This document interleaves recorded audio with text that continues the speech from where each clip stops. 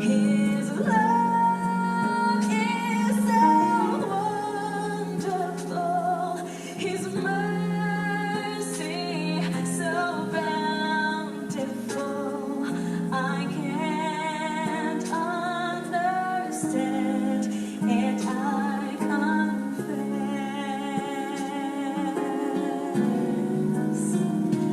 But Lord, help me be what you want me to be. Your word I will strive to obey.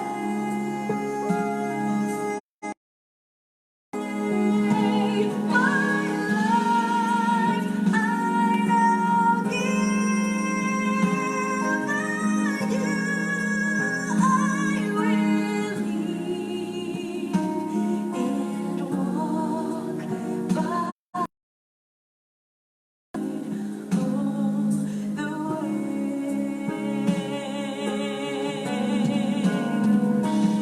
But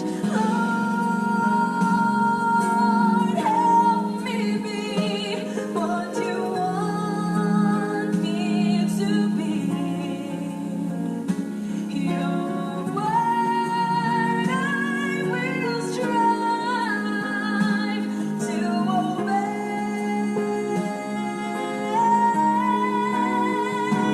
My life I now give you.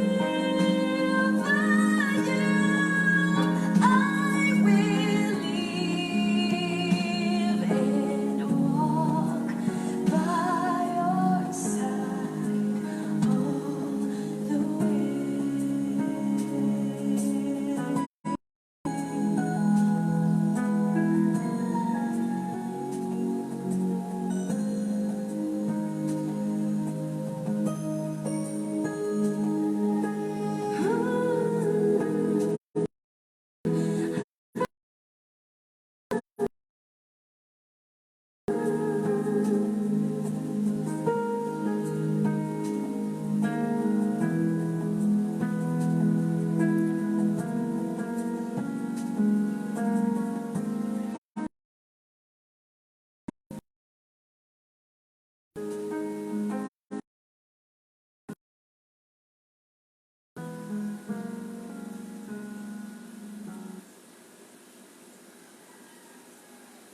Amen. Purihin po natin ang Diyos na makapangyarihan sa lahat, na siyang lumalang ng langit at lupa. It is time to go back to the scriptures na ito ay inyong napapanood tuwing araw ng Sabado at Linggo sa ganap na alas 7 hanggang alas 8 ng umaga. Nagpapasalamat ako sa Panginoon sa pagkakataong pinagkaloob sa atin sa oras pong ito, at tayo po ay muling magkasama-sama sa isang oras na pag-aaral ng salita ng Panginoon. So, medyo ang ating wifi ay nagloloko, at nawa tayo ay makatapos ng maayos sa ating pag-aaral ng salita ng Panginoon. Ngayon panahon na tayo'y manumbalik sa Diyos at ang Diyos ay manunumbalik sa atin. So sa ating paksa na tatalakayin ay The Tie That Binds, o suportang sosyal, ang taling nagbibigkis. Shout out kay Love J-Ben nanonood sa atin. So, meron po lamang 3 bagay na ating bibigyan pansin sa ating pong pag-aaral, ay tungkol po sa created as social beings, support one another, serves one another. Ito ang outline na ating bibigyan pansin.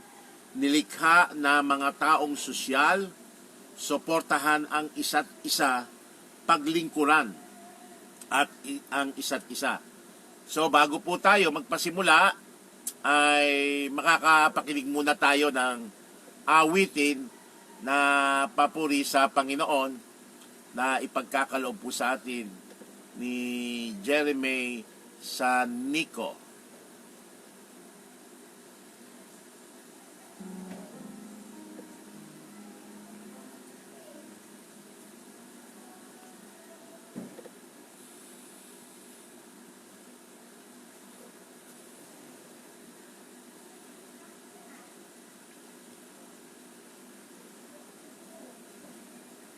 Grab life by the buckets.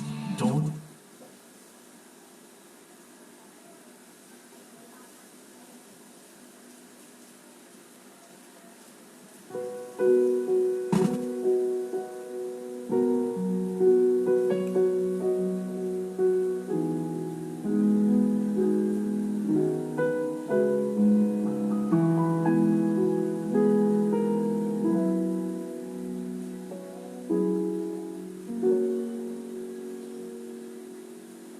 Ikaw ang pag-asa ko, tanging ikaw ang buhay ko, Jesus. Kahit ako'y nangangamba, basta't ikaw ang kasama,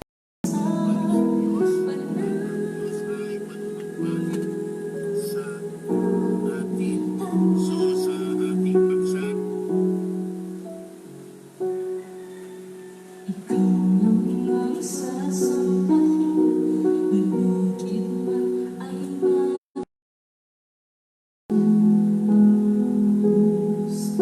kahit may suliranin man, lagi kang naawitan. Ikaw lamang,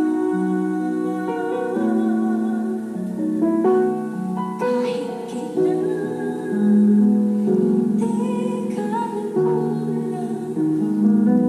Biyaya mo sa akin, laging daan ang pag-ibig mo.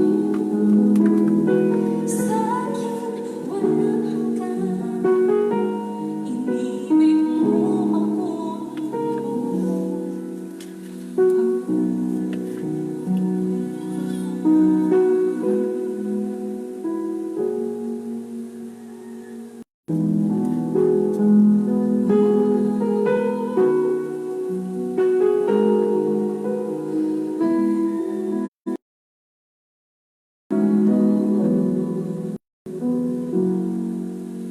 ikaw lang ang sasambahin, maligid man ay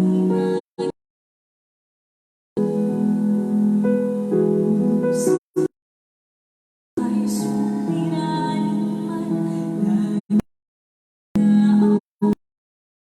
lagi ikaw lamang, kahit kailan di ka nagkulang. Biyaya mo sa akin, laging daan ang pag-ibig mo. Sa'kin walang hanggan, inibig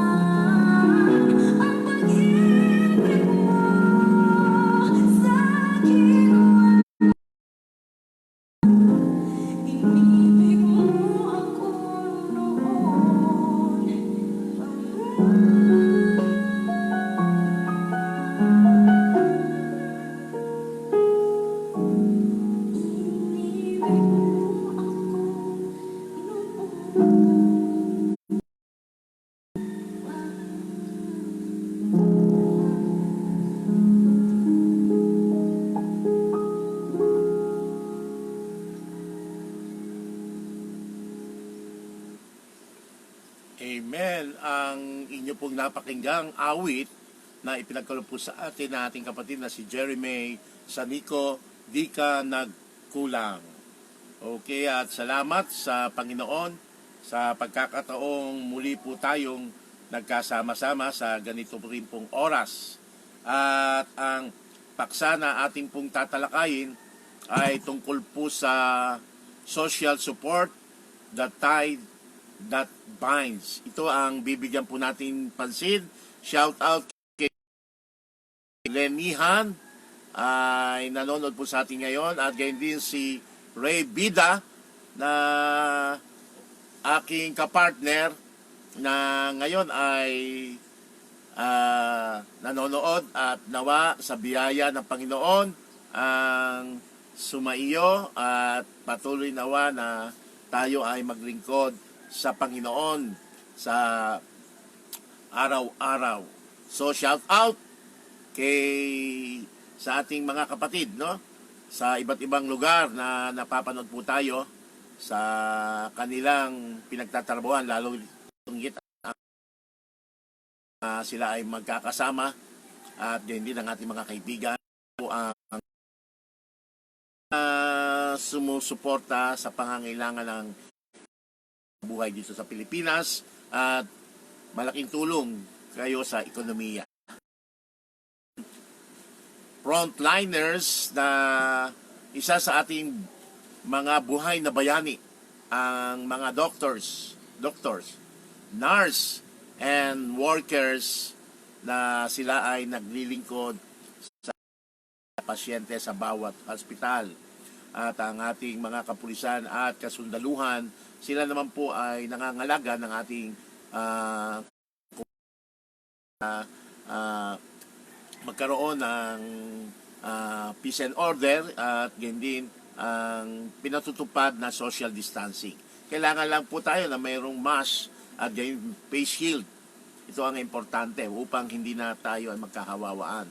So, dahil tayo ay nasa general, no, general or tinatawag na pangkalahatan, no, magkasama-sama muli tayo, at lalong git yung ating mga senior citizens. Kung ano po kayong pupunta, ay manatili na lang po tayo sa bahay, at hindi sa ating mga kabataan ay manatili na lang po kayo, no, sa inyong mga tahanan sa araw na ito. Marami naman po tayong magagawa sa ating tahanan. Kaya ngayon ang paksa na ito na aking tatalakayin tungkol po sa created as social beings, Genesis chapter 2 verse 18, support one another, Colossians chapter verse 13, and third, serve one another, Hebrew chapter 2 verse 17 and 18. Ating pong pag-aaral, mga magulang at mga kaibigan, going to look at what's often been a neglected aspect of the wonderful truths. God has given us a movement, and what the health message. The Lord revealed this promise to us for the same reason He died for us. Because He loves us and what's in our best interest. Kaya nga po sa ating pag-aaral, ang malimpeto na kamanghamangang katotohanan ay ipinagkaloob po sa atin bilang isang Seventh-day Adventist. At iyan ay mensahe ng kalusugan. Ipinapahayag po ng Panginoon yung prinsipyo ito sa atin, ng ganun ding dahilan na ay para po sa atin, dahil tayo ay iniibig niya. Kaya hangad po niya na pinakamabuti para po sa atin. Ito po yung dapat na ating maunawaan. So sa John chapter 13 verse 34 and 35, ay binabanggit po rito, ganito, mga magulang at mga kaibigan, sa NIV version, "A new covenant I give you, love one another. As I have loved you, so you must love one another. By this all men will know that you are my disciples, if you love one another." So, ito po yung pagkabanggit na sinabi ng ating Panginoon sa aklat ni John. So, mayroong binabanggit na isang bagong utos ang sa inyo ibinibigay ko. Kayo'y mag-ibigan sa isa't isa. Kung paanong iniibig ko kayo, kailangang mag-ibigan kayo sa isa't isa. Sa ganito'y makikilala ng lahat ng mga tao na kayo'y aking mga alagad, kung iniibig ninyo ang isa't isa. So, shout out kay Gloria Turner na nanonood po sa atin at si Max Maniego. So, binabanggit nga po sa talata na ating binasa dito na mag-ibigan tayo sa isa't isa. Kaya nga ibinigay niya ito, isang bagong utos na ibinibigay po sa atin. So anything that promotes a sense of isolation may lead to illness and suffering. That which promotes love and intimacy, connection. And community is healing and brings health. And no wonder, because as humans, we were meant to live in community and fellowship with one another. So, ito ang pagkabanggit sa ating pasimula na mga nasalita, anumang nagtataguyod sa pagkadama ng pagkakabukod ay maaaring mauwi sa pagkakasakit at paghihirap. Yung nagtataguyod sa pag-ibig at pagiging matalik, pag-uugnay at komunidad ay nagpapagaling at nagpapalusog. At hindi katakataka dahil po sa bilang tao, tayo ay nakatalagang mabuhay sa pakikipagkaisa at pakikisama sa isa't isa. Ito yung paunang salita na binabanggit po sa ating pag-aaral na napakahalaga na tayo ay merong kasama sa ating pamumuhay. Hindi po dapat na tayo lamang ay mag-isa. Sapagkat ito yung pinaka-prone ng ating pagkakasakit na ikaw ay nag-iisa. Kaya kapag meron po kayong mahal sa buhay na nag-iisa lagi o nagsusolo sa loob ng kwarto at hindi siya nakikisalamuha sa inyo o nakikipag-ugnay, mahirap po yan. Kailangan ito ay ating kausapin lagi. Huwag po nating iiwan. Madali po siya magkasakit o anumang isipin niya na gagawin niya sa kanyang sarili. Kaya kailangan na kausapin natin siya sa ating tahanan. No? At binabanggit nga po rito, created as social beings. Ang sabi sa Genesis chapter 2, verse 18 and NIV version, it is not good for the man to be alone. No, nilikha tayo bilang tao. Hindi mabuti na para tayo ay mag-isa. Kaya nga tulad ni Adan na binabanggit sa ating talata na pinag-aaralan, hindi para sa lalaki ang nag-iisa. Hindi po dapat nag-iisa ang isang lalaki sapagkat nilalang si Eva para kay Adan, para may makasama at makatulong. Okay, sa the original image, binabanggit dito, the Bible is clear. We were made in the image of God. It is clear to that Jesus God. Those man reflected somewhat the moral character of Jesus. We were made therefore to love and to be loved. And this we cannot do in a vacuum. We need people to love. Just a people need to be loved. So, malinaw po na binabanggit nga sa Biblia. Nilikha tayo sa larawan po ng Diyos. Malinaw din na ang ating Panginoong Yesus ay Diyos, kaya bahagya na nakikita sa mga tao ang moral character ni Jesus. Sa makatuwid, nilalang po tayo para umibig at ibigin. At hindi natin ito magagawa ng mag-isa, nakabukod. Kailangan natin ng taong iibigin. Kung paano kailangan ng tao na maibig. Ito po yung binabanggit, no, sa banal na kasulatan. Kaya nga po, people are social beings not long after Adam was created. God provided a companion for him. He said, "It is not good for man to be alone." We need one another because good relationship was positively influenced by our own and others' lives.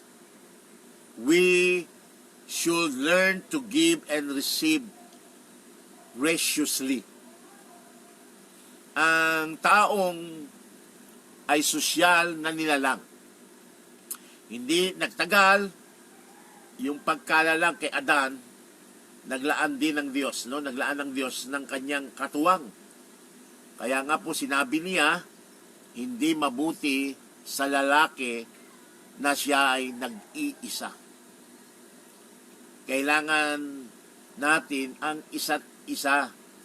Yayamang ang mabuting relasyon ay may positibong impluensya sa buhay natin at ng ibang tao. Dapat po nating matutunan magbigay at tumanggap ng masaya. So, according to a doctor studied that importance of social ties and social support in relationship to disease and mortality rates. The better the social ties, that better health. He further indicated that social isolation results in poorer health and higher mortality rates. Meaningful social relationship positively influence physical, mental, and emotional behaviors. Ayon po sa pag-aaral ng doktor, ang kahalagahan po ng ugnayan at suportang sosyal. Kaugnay po ng karamdaman at kamatayan. Kaya po maganda yung ugnayang sosyal, mas maganda ang kalusugan. Ipinapakita po niya na ang pag-iisa ay nagbubunga ng mas mahinang kalusugan at mabilis na kamatayan. Ang makabuluhang relasyong sosyal ay may mabuting aspeto o epekto sa physical, mental, at emotional. Second outline na pag-aaralan po natin, support one another.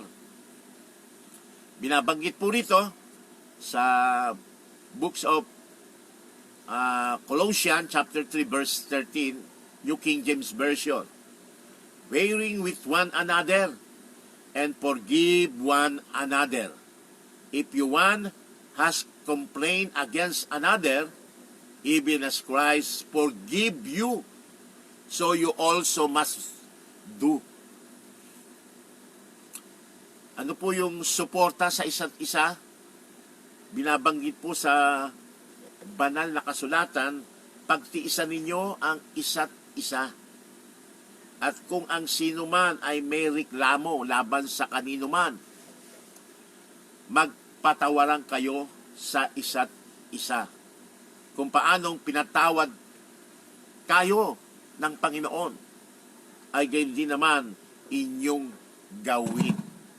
So, dito pinapakita sa atin yung relating with one another's. Christian kindness and earnestness, consecration are constantly to be manifest in the life. A person can have all that theological knowledge in the Word, but if the person is not kind, loving, and caring about others, what good does this knowledge do? So, yung kagandahang loob at taimtim na pagtatalaga ng isang Kristiyano ay dapat patuloy na makita sa buhay.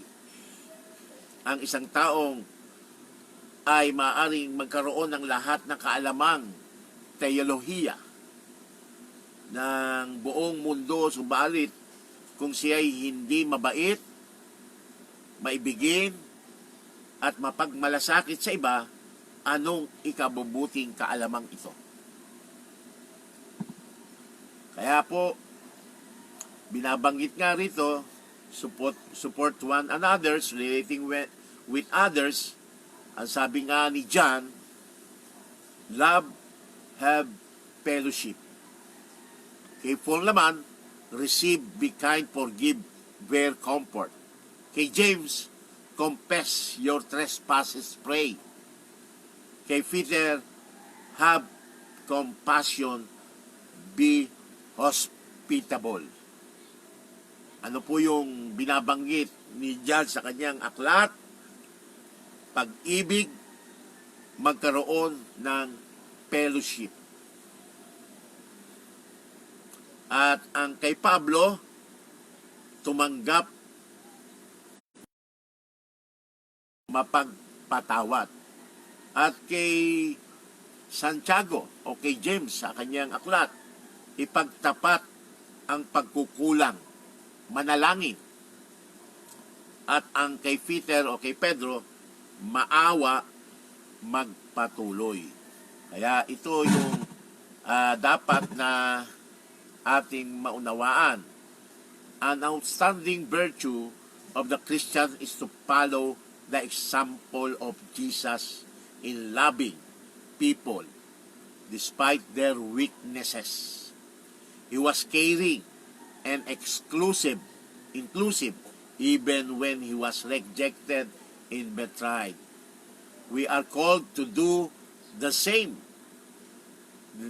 This can happen only as Christ works in our lives, and He can do that only to the extent that we surrender and allow Him to. Ang katanging kailangan po natin bilang Kristiyano ay ang sundan ang halimbawa ng ating Panginoong Hesus sa pag-ibig niya sa tao, kabilang yung kanilang mga kahinaan. Ang ating Panginoon ay nagmamalasakit at sinasakop lahat kahit po siya ay di tinanggap at ipinagkanulo. Tinatawagan po tayo gawin din iyon. Ito ay magaganap naman sa paggawa ni Kristo sa ating buhay.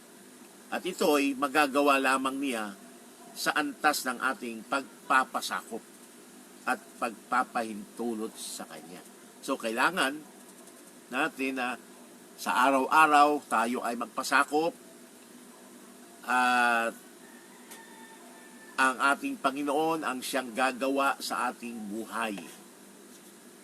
At kung ito ay gagawin natin sa araw-araw, makikita sa buhay natin ang ating Panginoon. At hindi po tayo pababayaan. Ang Panginoon ang siyang kikilos sa buhay natin sapagkat patuloy nating ipinagpapasakop ang ating sarili. Sapagkat wala po tayong kakayahan na gawin yung pakikipag social, pag-ibig sa ating kapwa, pagpapatawad na gawin natin kundi sa pamagitan ng ating Panginoon. Kung ito ay lagi nating ipasasakop ang ating sarili, ang Diyos na ang bahala na gagawa sa ating buhay. Kaya nga isinugo niya yung banal na Espiritu ang magtuturo sa atin ng lahat ng mga bagay at gagawin natin.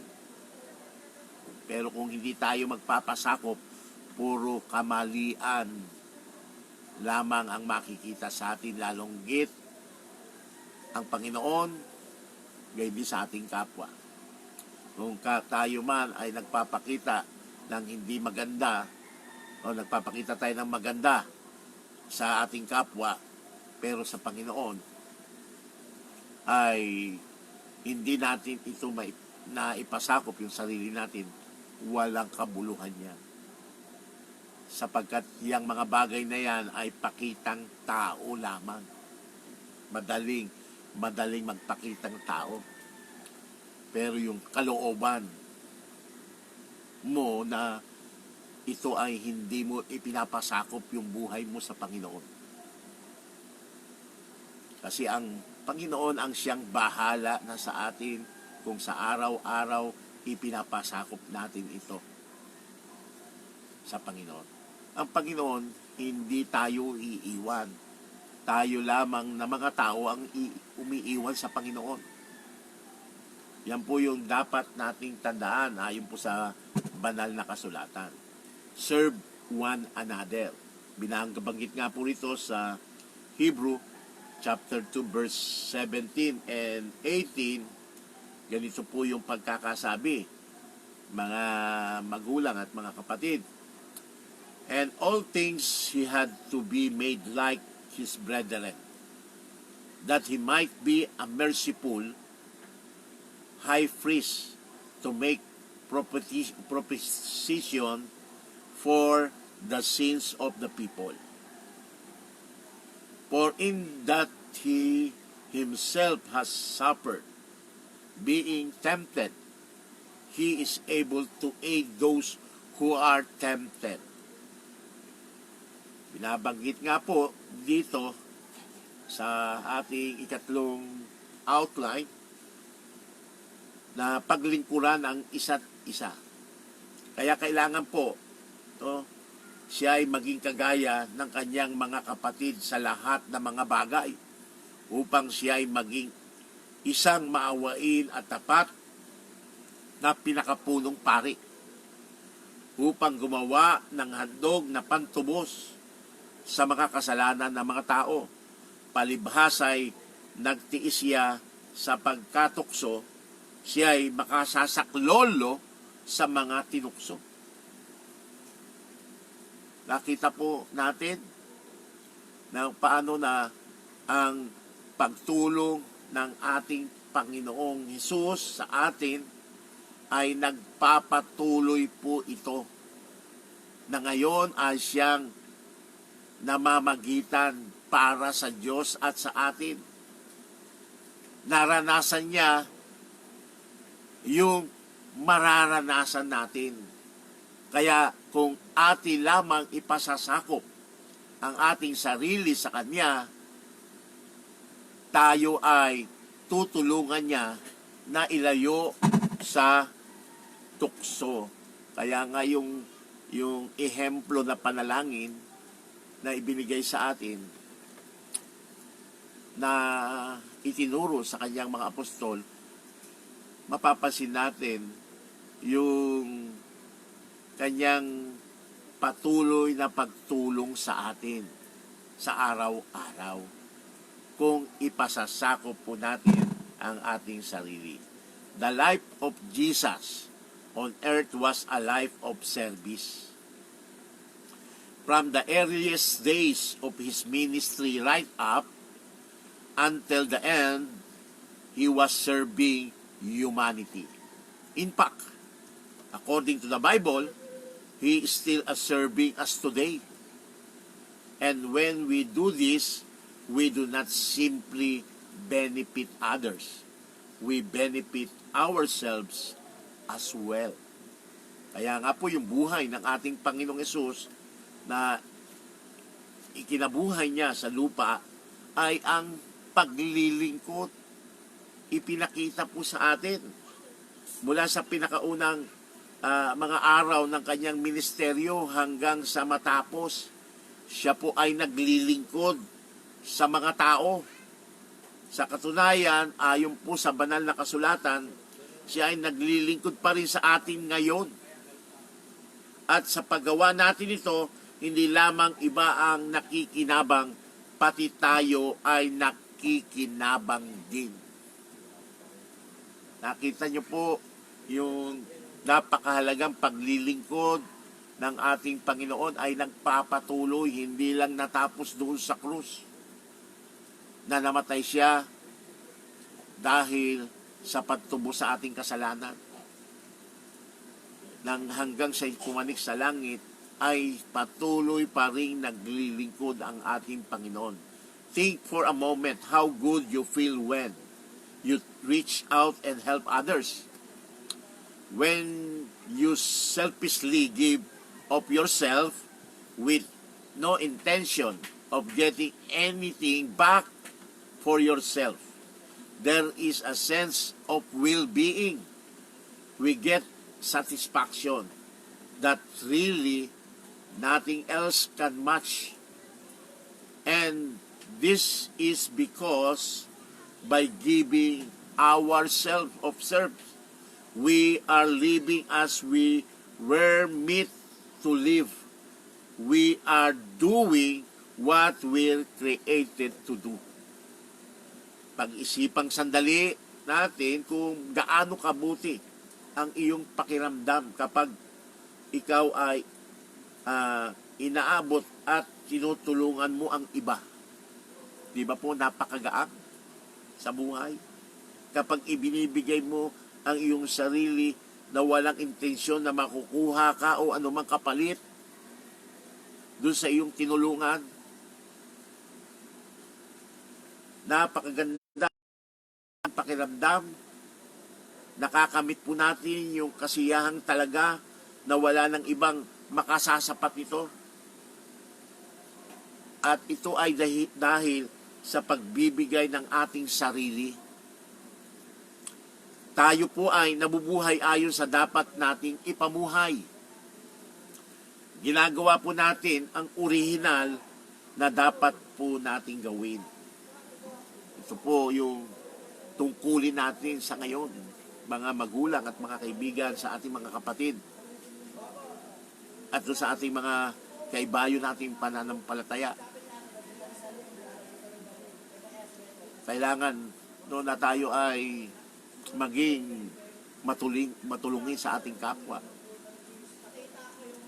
Kung ito ay magagawa lang natin kung ipasasako po natin ang ating sarili sa ating Panginoon. No wonder then that scientific study have shown positive medical benefits that arise from doing good for others. It makes perfect sense. By helping others, we feel better, and we feel better, our physical being is improved. What a perfect combination. Kaya di po katakataka na ipinakikita ng mga scientificong pag-aaral ang magandang benepisyo medikal na mula sa paggawa ng mabuti sa kapwa. Tunay na may katuturan ito sa pagtulong natin sa iba. Gumaganda yung ating pakiramdam. At kapag maganda na yung ating pakiramdam, yung katawan po natin ay maayos o umaayos. Napakagandang kombinasyon. Kaya nga po binabanggit niya dito, mag-ibigan kayo sa isa't isa. Kung paano na ako'y umiibig sa iyo, gayon din, mag-ibigan kayo. So, the final words, the love of Christ manifested in us unselfish ministry will be more effective in reforming the evildoer than the sword of the court of justice. Open the heart that hardens under reproof will melt under the love of Christ. Kaya ang pag-ibig ni Kristo na nakikita sa di makasariling paglilingkod ay magiging mas epektibo sa pagbabago sa mga gumagawa ng masama kaysa sa kapangyarihan ng tabak o ng korte ng hukuman. Madalas ang pusong tumigas dahil sa pagsumbat ay natutunaw sa pag-ibig ni Kristo. Ito yung dapat na makita sa atin. Kung mayroong pagkakasala ang iba sa atin o nagawa sa ating masama, patawarin natin. Kaysa na ito'y ikimkim natin sa ating puso. No, yung ginagawa po natin na masama sa kanila. Kaya nga magpatawaran kayo sa isa't isa. Shout out kay Dr. Baltasar Mateo and Pastor Gideon Durante. Marami pong salamat sa inyong panonood. So, mga magulang at mga kaibigan, napakabuti ang Diyos sa atin sa araw-araw na ibinigay sa atin. Pasalamatan natin. Ipasakop natin ang ating sarili para yung channel of blessing ng Panginoon ay makita sa atin sa pag-ibig natin sa ating kapwa at lalonggit sa ating mga kapatid na nangangailangan sa mga tulong natin kung tayo'y mayroong itutulong para sa kanila. Hindi na po tayo dapat na kaya tayo tumutulong para ito'y may kapalit. Huwag po nating isipin yan. Sapagkat lahat ng ating maitutulong sa ating kapwa, ang Diyos ang nakakaalam at ang Diyos na rin ang magbibigay sa atin. So, dapat tayo ay maging malusog ang ating pangangatawan kung tayo ay mag-ibigan sa isa't isa. Ito po ang ating pag-aaral sa linggong ito. Loloobin ng Panginoon, susunod na Sabado at Linggo sa ganito rin pong oras, tayo ay magkita-kita sa ating pong pag-aaral ng salita ng Diyos sa live streaming na ito. It is time to go back to the scriptures, isang programa sa Facebook live streaming na inyo po itong mapapanood. Salamat po at pagpalain po tayo ng Panginoon. Makakapakinig muna po tayo ng awit na papuri para sa Panginoon.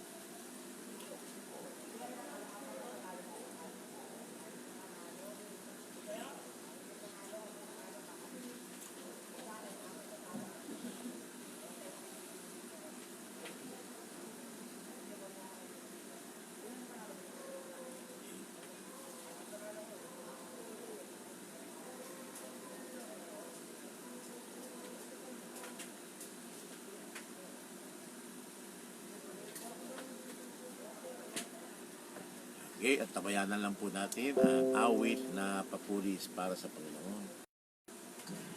Hi, I'm Dr. Amy Killen. I have my own medical practice, and I've been using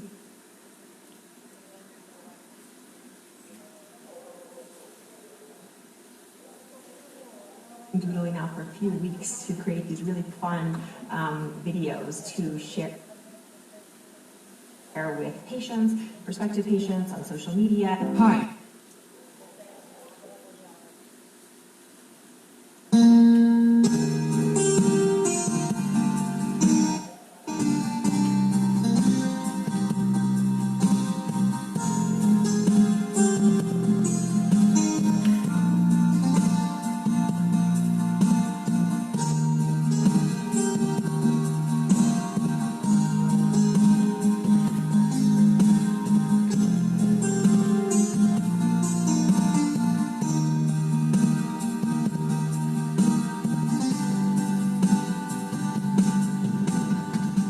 Igo ka man aking kaibigan,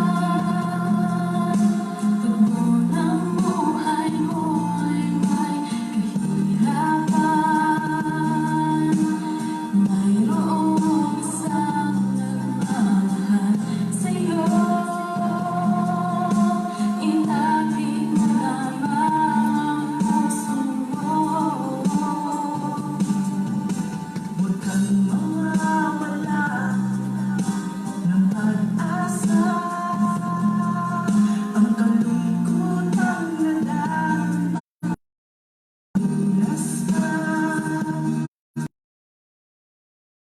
Tayo po ay manalangin. Salamat po, Ama naming Diyos, na nasa langit po kayo sa pamamagitan ng inyong bugtong na anak, na aking Panginoong Yesus. Aking pong inilalapit ang aming mga kaibigan na nakapanood ng munting programang ito. Patuloy na aking dalangin. Tulungan niyo po, nawa palalahanin sila sa inyong pag-ibig para sa kanila, na malaman at maunawaan nilang katotohanan ito. Tulungan niyo po ang kanilang pangangatawan, ang kanilang kalusugan na lumalaganap na pandemic na COVID-19. Ilayo nawa sila, Panginoon, maging ang kanilang pamilya. Tulungan na hibuin ang kanilang puso at isipan upang makasama ko po sila sa paglilingkod habang naghihintay sa ikalawang pagparito ng Panginoon. Sumusuporta sa inyong banal na gawain sa radio ministry, TV ministry, Bible study, at gayon din sa ganitong live streaming sa Facebook. Tulungan niyo po, Panginoon, at pagpalain sila sa araw-araw. Salamat po, Panginoon, na ako'y naging daluyan sa umaging ito. Patuloy na aking pinapasakop hanggang sa maghapon ng ating sarili na may harap pong katapat pagsamba sa inyo. Salamat po, Panginoon, sapagkat tinugon niyo po ang aking dalangin sa pangalan ng Panginoong Yesus. Amen. Ilapit mo lamang ang puso mo. Huwag kang mawawala ng pag-asa. Ang kalungkutan na dapat may lunas na. Liwanag ay sisikatin sa buhay.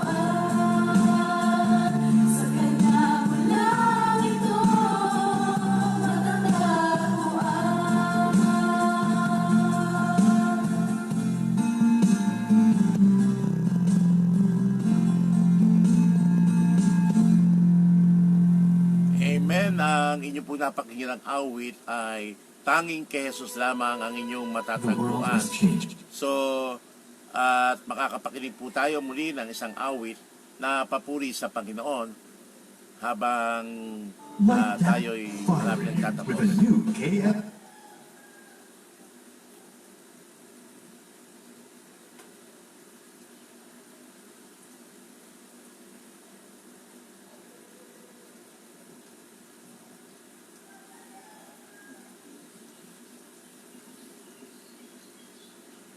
Akin pong i-dedicate ang awit na ito para sa ating mga frontliners at hindi sa ating mga nanonood sa ating munting programa.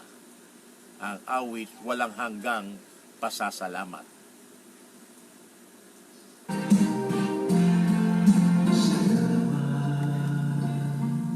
Sa'yo aming Ama, salamat sa iyong mga likha.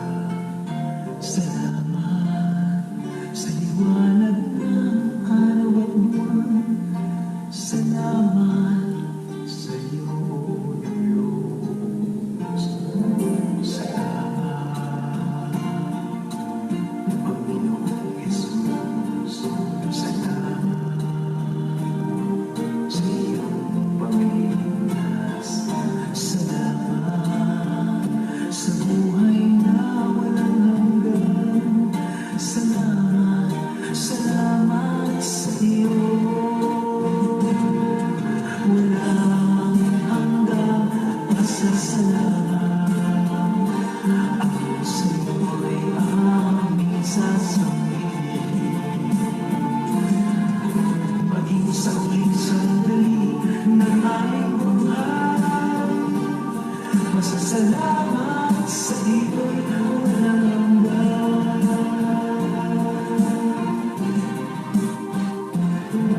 Salamat, Espiritu Banal. Salamat sa liwanag ng buhay. Salamat sa walang hanggang patnubay mo. Salamat sa iyo, Diyos. Salamat sa mga magulang ko. Salamat sa mga kapatid ko. Salamat sa lahat ng kaibigan ko. Salamat, salamat sa iyo.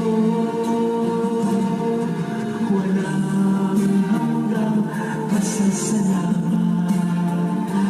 Ako sa iyo'y aming sasabihin. Maging sa huling sandali ng aming buhay, masasalamat sa iyo'y walang hanggan.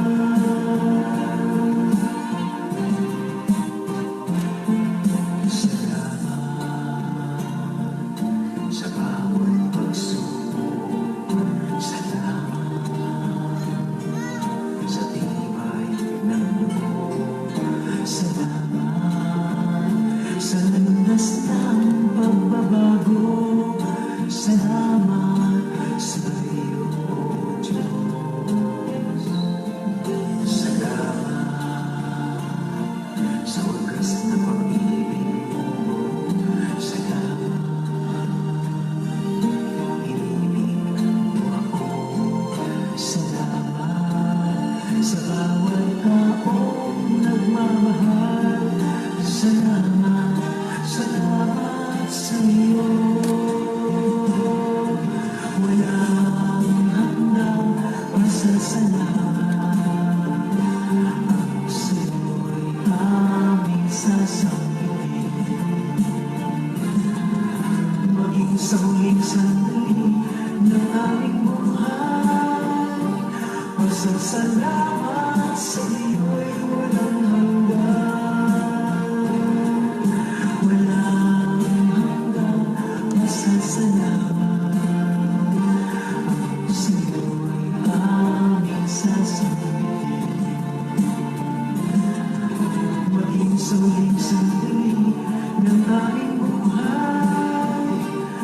Pasasalamat sa iyo, pasasalamat sa iyo, pasasalamat sa iyo. Walang hanggan, walang